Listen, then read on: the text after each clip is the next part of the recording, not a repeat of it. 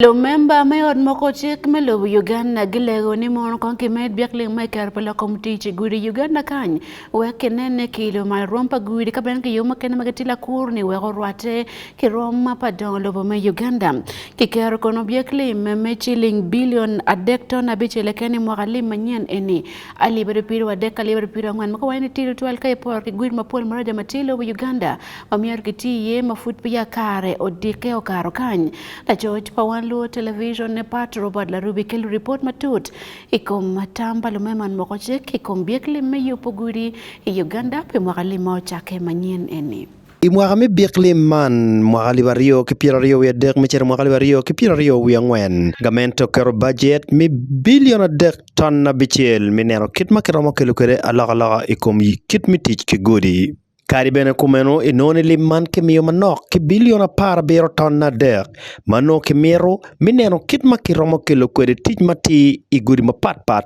iteng lobo man. Road safety had been neglected completely. It was only this particular budget that we talked and using the deputy speaker we advocated what until our cry was heard. Pero pa Gudi menono irmal totwali kare man menono kwanyo ko pala timbia chara apolo nyengehe mo yuak ni Pwonye kidong la chui od moko chiek machone parliament me Uganda pe luak me Route North man Charles Gutamoy okelo lok matek neno kit makiromo chuyo kwere luchui od moko chiek chako penyo gamente meto chene kit mitich ki yo onyo kelo Pwonye mati I kit mitich ki yo makuno kitika neno kit maketio kwere pero mi awano mi Gudi. The budget of the Ministry of Works to do with road safety, virtually it has actually failed.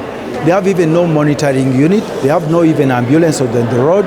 You see, everything has gone to the dogs. Still, us making roads without signage, because signage play a very important role on a road infrastructure, a holistic road infrastructure. Ugandan drivers who know how to use the road, who use the road consciously so that the deaths arising from overspeeding are avoided. Kit miketo chene kelo Pwonye mati kit mitich ki Gudi bot gamente futie pero madir tutwal. Malope ki report pa bili mwaka mukaro mana libario ki pirario wiario. Awano mi Gudi iro malo tutwal kia li pirario miya dek ki pira mwen wiangwen kay por ki mwaka mukaro ngej moberiwe aliba para bero miya ngwen pira ngwen wiya dek. Gero mete ki wacho neni dano maromo aliba ngwen to mwaka ki mwaka iya wano mi Gudi kun percent maromo pier bichel wiya chiel a ki tich ki Gudi marach onyo duwe motaka le bon waro Expanded, but at least there should be